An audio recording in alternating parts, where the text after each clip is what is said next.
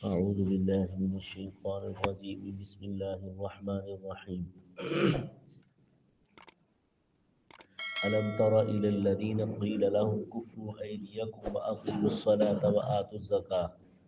فلما كتب عليهم القتال إذا فريق منهم يخشون الناس كخشية الله أو أشد خشية وقالوا ربنا لما كتبت علينا القتال لولا أخرتنا إلى أجل قريب قل متاع الدنيا قليل والآخرة خير لمن اتقى ولا تظلمون فتیلا الم تر الی الذین،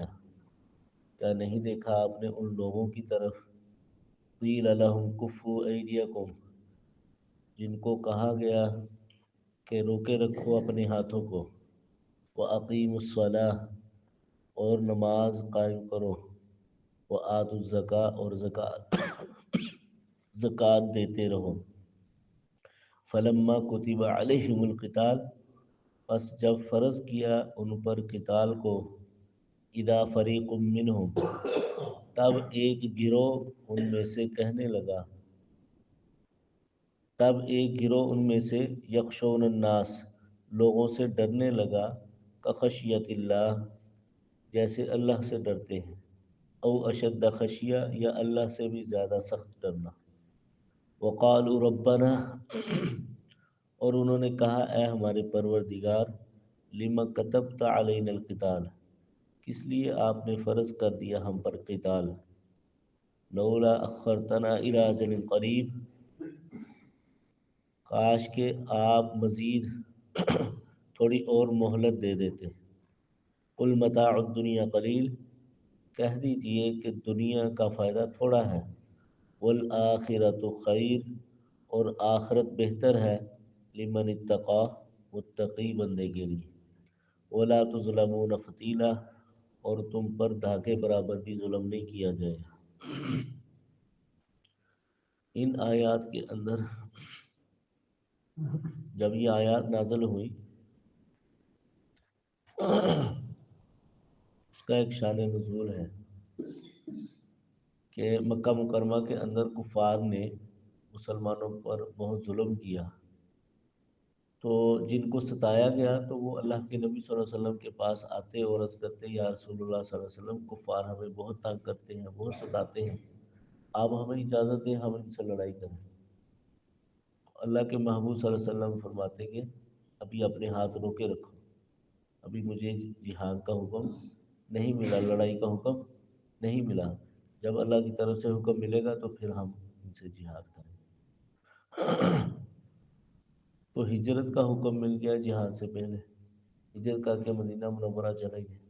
وہاں پر جہاد کا حکم نازل ہوا۔ اب وہاں پہ عام روٹین زندگی کی بن گئی تھی، وہاں تو کفار نہیں تھے، تو جب وہاں پہ جہاد کا حکم نازل ہوا تو اس وقت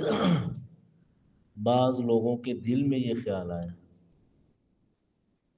یہ جو کیفیت بیان کی گئی ہے کہ لوگوں سے ڈرنے لگے، یا انہوں نے کہا کہ قتال کیوں فرض ہو گیا، تو یہ ان کی دلی وسوسے کا تذکرہ اللہ نے کیا، اور دلی وسوسے پر شریعت میں پکڑ نہیں ہے، وگرنہ صحابہ سے منہ زبانی ایسی باتیں ممکن نہیں ہے کہ وہ ایسی باتیں کہتے،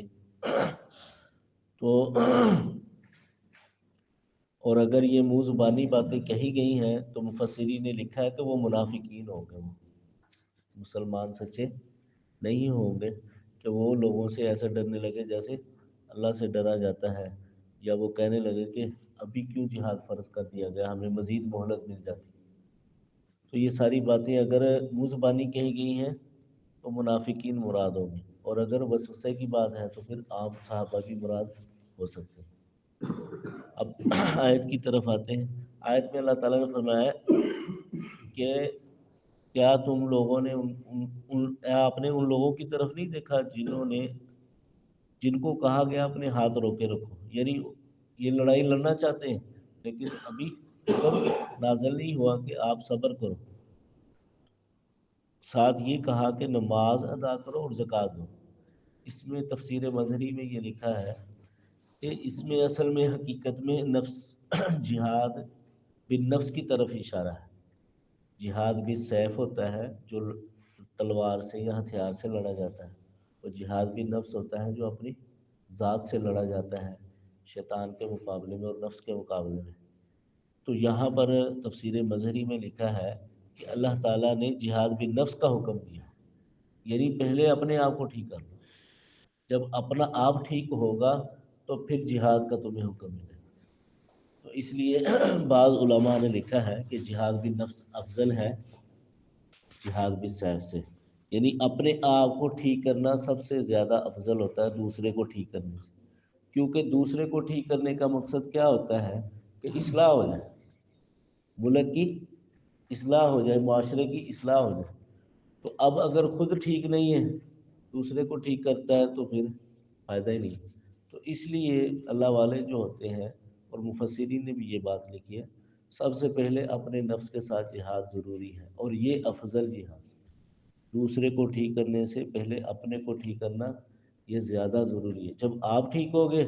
پھر دوسرے کو ٹھیک کرنا بھی۔ اور دوسرا یہ ہے کہ جو دوسرے کو ٹھیک کرنا یعنی جو جہاد بھی سیف ہے وہ فرض کفایہ ہے۔ فرض کفایہ کا کیا مطلب ہوتا ہے کہ چند بندے ایک جماعت کی شکل میں نکل کے اور جہاد کر لیا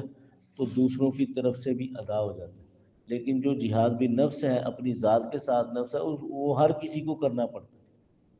اس لیے اللہ تعالیٰ نے کہا ہے کہ اپنے ہاتھوں کو روکے رکھو اور نماز قائم کرو، پہلے زکوٰۃ دیتے رہو، یعنی جو اعمال ہے وہ تو درست کر لو اپنے۔ پھر آگے ارشاد فرمایا فلما کتب علیہم القتال، جب ان پر جہاد فرض کر دیا گیا تب ان میں سے ایک فریق ڈرنے لگا لوگوں سے، جیسے اللہ سے ڈرا جاتا ہے یا اس سے بھی زیادہ، اس کے بارے میں عرض کر دیا۔ اچھا آگے انہوں نے کہا کہ لولا اخرتنا الی اجل قریب، یہ جہاد کی ہمیں مزید مہلت مل جاتی، ہم کچھ اور کام کر لیتے، بعد میں ہمیں جہاد ملتا تو ہم لڑ لیتے۔ تو اس کے جواب میں اللہ تعالیٰ نے ارشاد فرمایا قل متاع الدنیا قلیل،